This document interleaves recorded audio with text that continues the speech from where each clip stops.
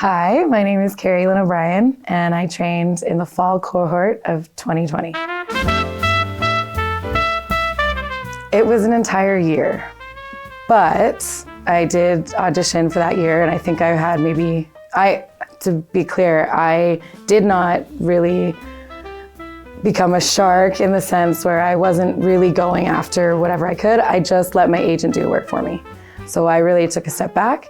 So from only jobs my agent gave me, I was auditioning about once a week. And after a year, I got my first gig. So it was, I think, March 2022. I booked a commercial gig for the company Rite Aid, which is down in the States. My agent does have the ability to work out of Vancouver and LA. So yeah, I got Rite Aid in the States. Very exciting. I ran with them for 3 years. And, yeah, it was fantastic. It was the coolest thing ever. Just all of a sudden, I was on national TV in America. My mom actually saw the commercial naturally watching TV here in Canada. And that just if you want anyone to see your commercial, it's your mom.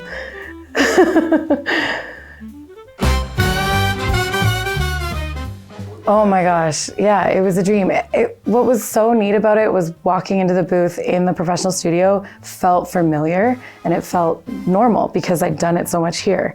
And not just being in the booth, but the way we were coached and the way we were tested and just the way the program educated us on how to go through that process, how to deal with nerves, how to deal with professionalism, and how to show up. And it made it easy and fun. And I was like, yeah, I got it. I think I was, do you know what I mean? Yeah, I think my biggest nerves were I hope I leave a great first impression. It wasn't necessarily about the talent, which is one thing I wanted to address. The biggest takeaway for me was confidence. I always knew I wanted to be an actor, but never believed that I'd be one of the few to actually get work. And so having the confidence behind me of knowing whether it's insider things or whether it's what the process looks like, it really helped get rid of the nerves of, can I do this? It was I know I can do this. Hopefully they like what I do and that I land the character that we're going for. Well, and even more so, there's that middle point where there was open house, should I do this? To the day I did my agency showcase and I walked out of the door and you full power, walked up to me very quickly and were like, you know you were made for this, right? And at that point I could say, yes. And then that led me into, it didn't matter how long I was auditioning because I knew I was made for this. So that took away the angst of, am I gonna get it? When am I gonna get it? Maybe I won't get it. It was I'm getting it. We'll see when. So that whole year was just full of happiness and joy. And yeah, there wasn't it just took away the fear of what if nothing happens. That didn't exist anymore. It was something's gonna happen. We'll see what. The unknown became exciting instead of anxiety ridden. Well, and I think that's a tell. Thank you. I think that's a tell for how much work I'd done before even deciding to sign up for the program, because I had been this anxious little thing and doing a lot of personal growth work, spiritual work, yoga, reading, right? Just losing weight, just all these healthy things got me to a point where I was and the world ending, it got me to a point where I was okay, I need to follow my dreams. I need to do this. And so then I go through it and I get the training. Now it's now I got the tools. You were made for this. Yeah, I know. Here we go. And yeah, the next year was, like I said, auditioning. And again, it was, what can I bring to the table? Got the gig. And then it was okay, I made it, even if no one saw it. But then it was exciting on YouTube. All of a sudden, 250,000 people had heard my voice. And then it switched to when the stint was over. I'm asked my agent, Lisa Lloyd, what do I do now? She goes, hey, just relax. You just dealt with, because ad agencies work that they usually flip over their creatives to keep things fresh. So I had worked with so many creatives that then leave 6 weeks later, but I was there for 3 years. She's you just spider-webbed people that know you. Now you have 3 years of creatives who know that you exist, who know how you work, who like how you work. So it's just a matter of time before they call back. And so, I can't talk about what I just booked, but I did just book something again. I've officially done a commercial, a video game, an animation, and now I've got another commercial. And I'm really excited for this one, but I can't tell you anything. Yeah, it was being accredited, which had only just happened, but that meant that I could get a student loan. because that's the only way I've been able to go to school. Like I said, I had a hard time paying rent as an adult by myself. Parents love me, but didn't have the funding, and that's okay. So I was like, well, I've got to fix that for me. So student loans has helped me go to school a couple times. I'm a sign language interpreter, an early childhood educator, and I have my diploma in voice acting. And I'm actually about to go apply for another screen acting program. So I love going to school, but I can only do it when I have support. Now I actually might be able to use my voice acting money for the next program, so we'll see. So yeah, the 3 things were having it be accredited, so being able to get the loan, having it be in Vancouver, because I was living here, and I was like, I didn't want to have to travel to LA or somewhere yet. Now I'm looking into traveling for the next program. Anyway, so being local, but also at the time, because of COVID, you had the option of doing online. So there was also, if, things needed to happen, they could still happen.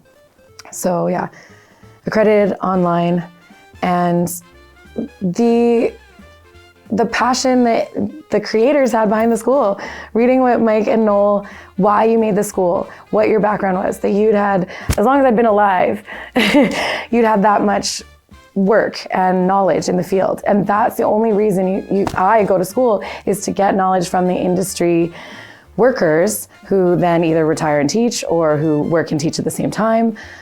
We've had a lot of teachers here who are currently working. And so it's having, the reason you started the school was like, yeah, I want to work with those people. And part of my reason to go to school, I knew I already had talent.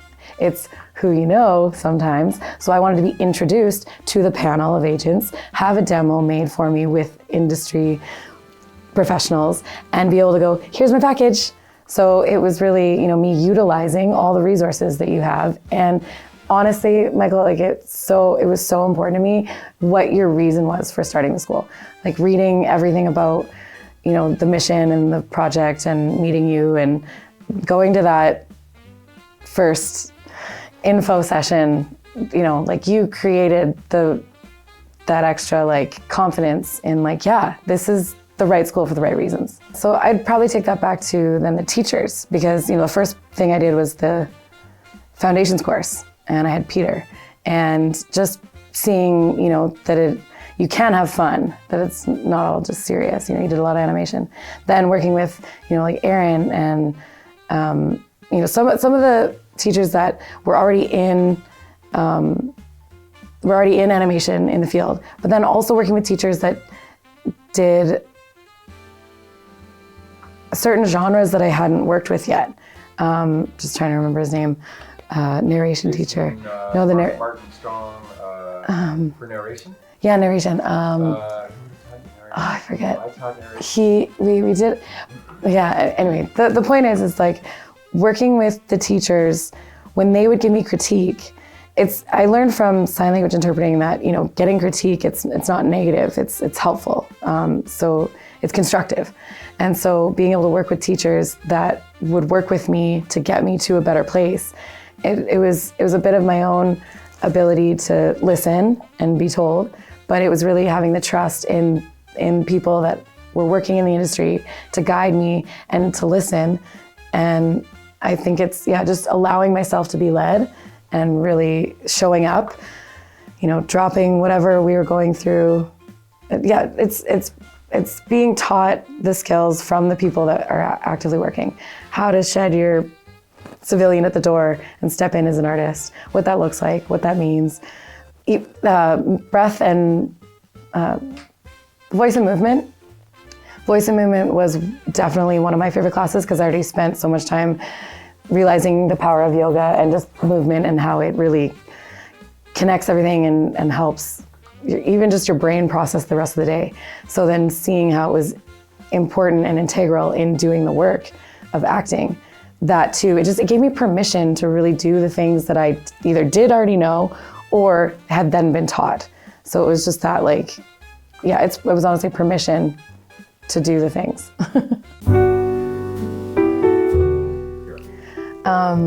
I can speak about this very clearly because I was just in studio yesterday. And yesterday when I was in studio, you've got your headphones with all your creatives and your director, and then you're at the booth. And so it's similar to, when you're here and you've got all your classmates and your teacher, so you've got at least, between 5 and 8 years at a time. So having a bit of an audience, having someone who's either grading you or in the director's eyes, creating the final product. So having people around you and kind of stepping in to be like, oh wait, no, let's do it like this, or that was good. Also being able to remember, there's some very important things that I learned, like sometimes when you do a take and you're like, oh, I didn't like that. The director might've liked it. So never stop yourself or never say, oh, can I, you just do it. You do your ABC or you get it out. And then after, there's a discussion. And usually they'll be like, oh, I don't know if I liked it. And you can offer, should I do it again?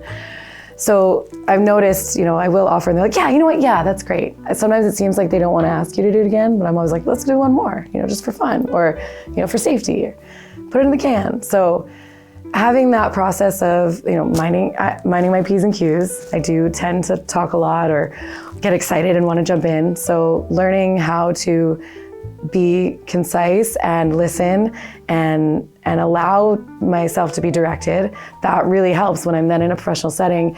I'm like, okay, don't interrupt, wait. And then when there's a pause, I can say, oh, here's this. And then my opinion is invited and respected, and I'm not talking over anyone. So that was, those little things that you learn in the flow of being in the booth really do show up in real life. And the setting is just so much the same. The feelings are the same. You're excited and the nerve of like, okay, let's get it right. But then going through it, it's always fun, the process of unfolding. And yesterday, it was the coolest thing to hear. I've never had a client be so, yeah, that's the person once we showed them. It was the fastest, like, here it is, yeah, that's her. And I was like, going through it, I did a take. I said, I love her. I was like, actually, like, she is me though. They're like, no, she is you. And it was just this idea that like, I'm this character. They said, oh, we just love that you've brought her to life. So really just like being able to I just showed up as me. I didn't try to put on a thing or do a voice, or I just showed up as me, and I was her and she was me, and everyone loved it. And it was just so cool. When I was first demonstrated like a voice actor schedule, so you wake up, you do 3 auditions, then maybe go to do a job, or whether it's a studio job or your day job. Then, you come home, maybe do some more auditions, So I, on average, over the last 3 years, it went from, an audition a week to maybe 3 a week. So it's not necessarily 3 a day, but this is also, I understood these were people that were full-time working actors. And they were, they had 10 years on me. So I feel like my pace, again, may be slower than it could be because I've not been a shark. I've been working on my other careers and doing voice acting whenever it comes. So for me, I'm in this like voice is a bonus realm. For anyone who, only has voice, they'd probably have a bit more gusto in finding more work. I do naturally find work. I was with a friend and turns out she has a company and she's in charge of marketing, and now she's gonna get a certain budget to be able to hire me. We looked at the GBAA together to find out what the rate would be. And then, I said, we can bargain with, your small business. So just really cool stuff where the work will come. You'll know people. It's all about networking. And that was just us casually hanging out at her house. It wasn't a business meeting. But now I can, send the receipt for lunch. No, I'm kidding. But anyway, so I think it's exactly what I expected in the sense that I knew there'd be a lot of auditioning and a little bit of work. And so eventually both of them increase. The more auditions, the more work. So that is true. First year, a year of auditioning, got 1 job. Now it's been 3 years of auditioning. I have 4 jobs? So, but there's other people. I have another friend. She's only been out for 10 months and she's had 8 jobs. Her jobs are smaller. So I'm getting big jobs. I'm getting big paychecks, big jobs. She's getting lots of small jobs. So it's really gonna depend on your agent, your tenacity, your goals, what your other work is. So for me, I wanna be a big fish. So I got a big agent and I work big careers and I'm gonna do big work. And I'm sure everyone does want that and everyone can get there. Like I know my friend is so talented and she's definitely got a full career ahead of her, but she may get more jobs because she also sings.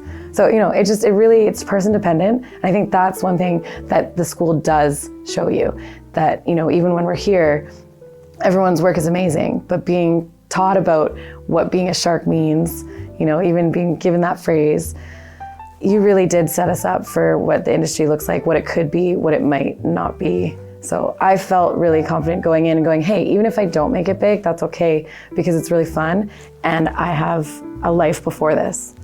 So that's why I'm grateful for everything. And I think the more gratefulness you have, the more that comes. So I feel like if anyone is unsure, just set yourself up to not need it, and then everything is bliss. Definitely. I think learning not only about the types of equipment, but the fact that we could start with beginner rudimentary, equipment, and then build as we build. And so that, again, it's like getting permission to just be like, it's okay, start where you're at. And so immediately I bought like a Rode NTI-1. It's like $300. At the time, that was fine. I mentioned earlier, I had some loans, so it helped me, be able to buy some of these equipment pieces while in the program and after graduated. So yeah, having the understanding that I can upgrade as I go really, really helps be able to just go, okay, let's just bite the bullet, get something. And they have a lot of good gear out there for students. So that was kind of, what we were shown. Here's some student models. And then I went like a little bit up because I was excited. And I've got the same mic, so it's been 3 years. And I have a really good relationship with my audio engineer. So he's actually let me borrow one of his mics that I can use when I'm moving around. I've gotten different equipment because I like to travel. So having to have travel mic and like a filter was really important, because my agent was like, industry doesn't sleep, girl, you gotta have stuff with you. So I've got the mic at home, the interface at home, I've got an interface for my phone and then a microphone. So being able to have both. So yeah, the program definitely set me up in understanding what the equipment was. I didn't know what an interface was before the program. And then being able to upgrade and just start somewhere so that you do have good quality. Having Source Connect and a microphone and the filter, I got a Halo, having that at home means that my auditions sound like they're done in a studio. And it just means that the person listening on the other side doesn't have to deal with having to hear through room noise. So not only having the equipment, but you guys teaching us how to edit, which software, even for that, we had a very basic free software when I first started. Now I have a pay to play software for the interface. So yeah, all of those things I had no idea before. And taking the class, like I think it was business to voiceover, and even just talking with the engineer on breaks or whatnot, learning editing, all of that set me up so that I'm a business in a box and I can make my own content and send it off to directors. I eventually, after a while, was like, editing takes me too long. So I outsource it now and I just get someone else to do it for me. But I still have the equipment at home, so when I send it to the editor, all he is like, but boom, like 2 things and it's done. He doesn't have to clear it out or fix too much. It's just like, get the levels and send it off.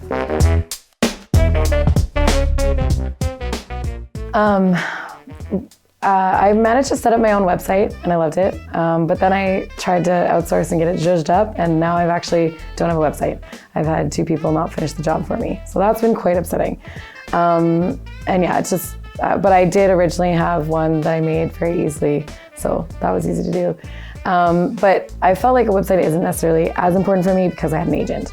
So, she wanted me to have it, and obviously I saved the name of it.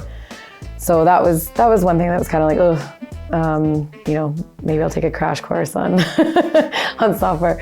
But I think the biggest standout for me from that class, and what I still quote to other people, is being a shark and being a business in a box, and just really, making sure that you independently can get the work, and then anything outside of that is bonus. So if you get an agent, it's bonus. If you network your butt off, so just those tricks about how you get what you put into it. and that you will get back the effort. So if you're not really, if you're laissez-faire, you're like, you just want to pay to play, that's fine. And you'll, but if you put in the effort, if you connect with resources, if you, outsource things, if you hire an agent, if you get whatever you can, then you'll get whatever you put in. So I think that was kind of probably the biggest takeaway, just like making myself radically self-reliant. And that's really shown up for me, like having my own equipment at home, which we just discussed, and finding an agent. It was through the program, but even if I hadn't found someone right out of the gate, I would have kept interviewing people. But luckily, the person I wanted me, and we're in love. So, in a professional sense, of course. So yeah, I think those will probably be.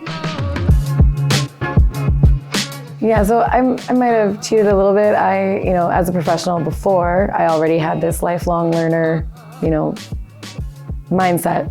So that was already important to me. And that's partly how I even found the class, right? Was just thinking, I want to do more. What's next? Wait, let's go back to acting and let's get accredited for it. So yeah, that training. And then also, loving being on the mic. It just, once you graduate, you're like, well, maybe I'll just go do something so I can be on the mic with my peers. And especially because there isn't as much of the, round table animation or, a lot of the sending in auditions. It is nice to be in a studio with humans. And so that it's not just the lifelong learning, it's also the community and being able to come back. So I definitely came back after, I originally took the foundations, then took the diploma program, then came back for masterclass commercial with Noel, love him. And then I wanted to do the animation, but my schedule, I was away. So I'm gonna have to sign up for that one later. But I'll definitely be coming back for all the master classes. They're my favorite because, everyone there already knows what the work is. And so you just dive right in. And then you just get so deep and mushy and gushy. It's good.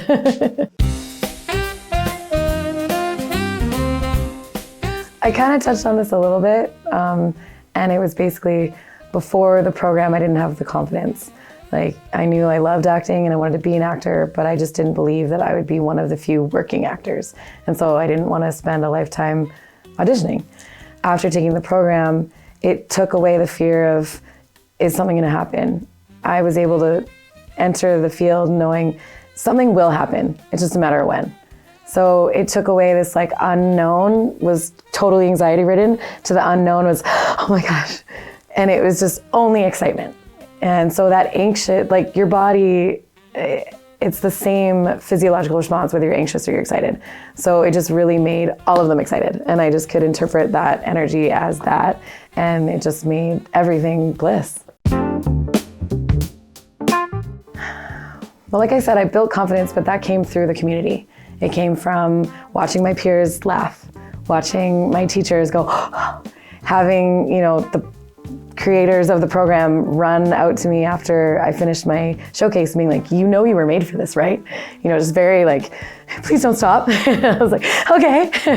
So it's the community, and that's exactly why I took the program.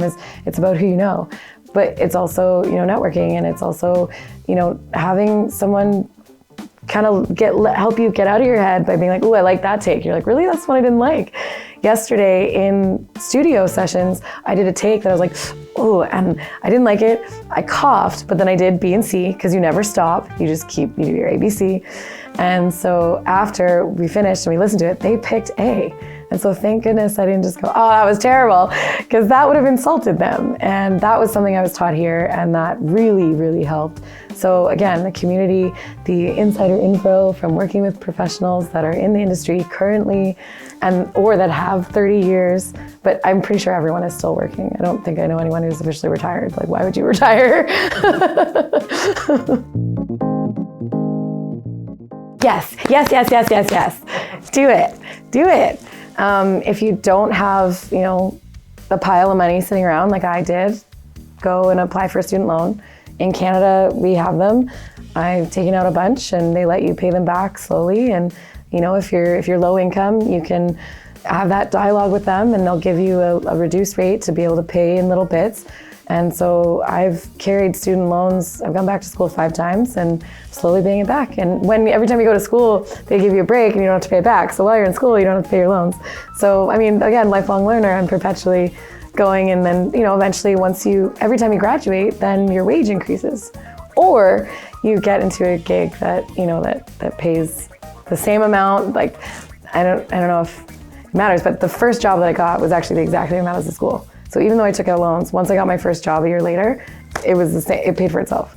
Isn't that amazing? It was fantastic. Yeah, in fact, I remember that happened to me. The first Nice. job I booked. Yeah. I paid for all of my training, my demo, Yeah. and rent for, X amount of months. Right? And yeah, that was just my first year. And then I got an increase the next year. I got a raise because my agent's amazing. I don't really, sure, I've had some really big excitement right away, but it's funny too, because my big excitement are actually kind of smaller jobs anyway. So in the grand scheme of the big industry.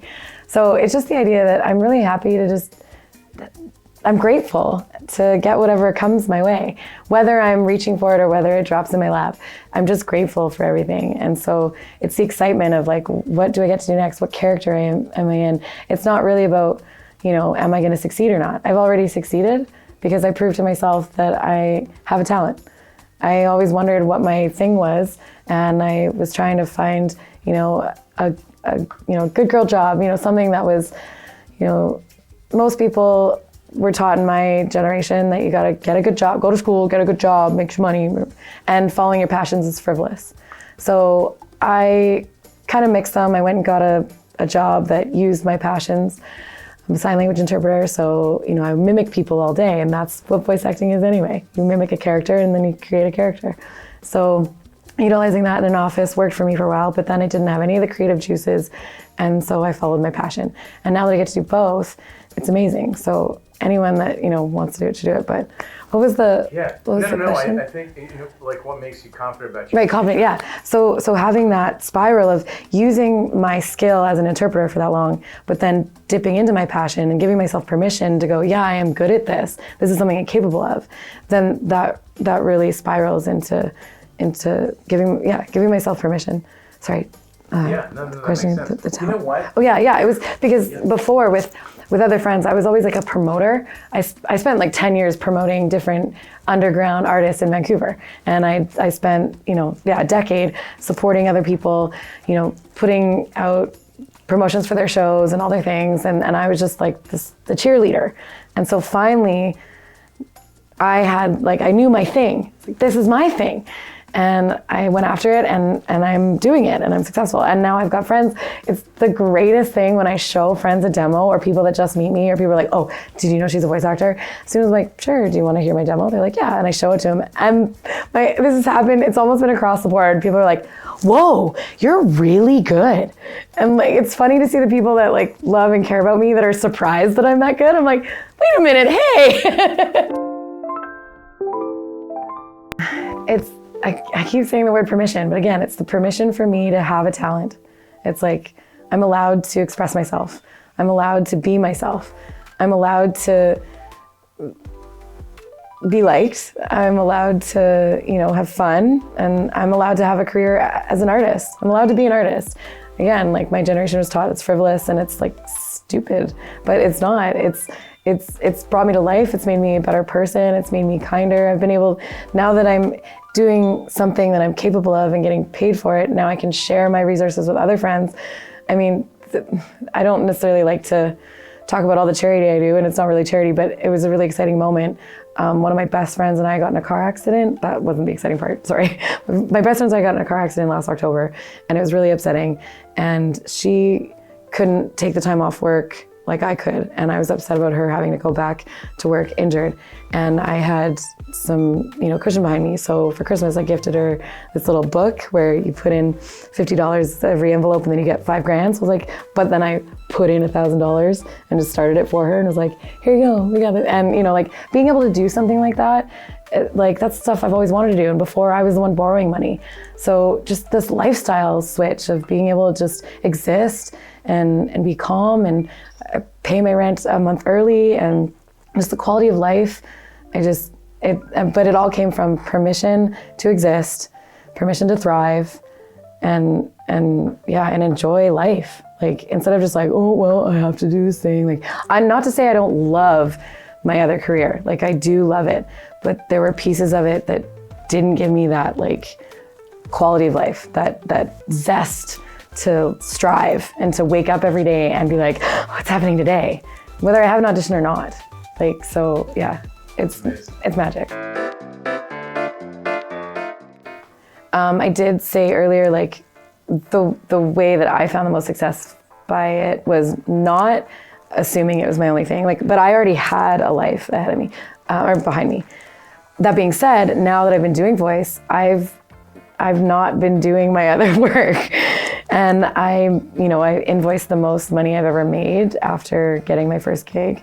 Like last year, it was weird to pay taxes, and like a lot. I was like, whoa, now I have to save money for taxes. So like, again, it's just I'm in a whole other bracket, it's a whole other lifestyle. So it's real. It's real. And also my friend who graduated from the program after me, she has a different agent. She's been getting more jobs. They're a bit smaller. She hasn't had as big of a gig, but it's consistent and she's getting jobs. And she went from, being a struggling artist in her own right. She's a singer and hairstylist. And so like to have other jobs, but then she now has this job and being able to lean into that. So, it does take time. But it does snowball. As soon as you start working, then you start making connections and then they call you back for their things. As long as you're a professional and you're a nice person, you're gonna get more jobs. And so you show up, you do the work, you're kind, you have fun, and like there's no way that you're not gonna get more work. Anyone who hasn't made it is people that don't believe in themselves and people that just decide not to keep going. I was really, really sad to hear one of my classmates didn't do anything with it after. And was still interested, but I mean, they're young. I think they'll come back.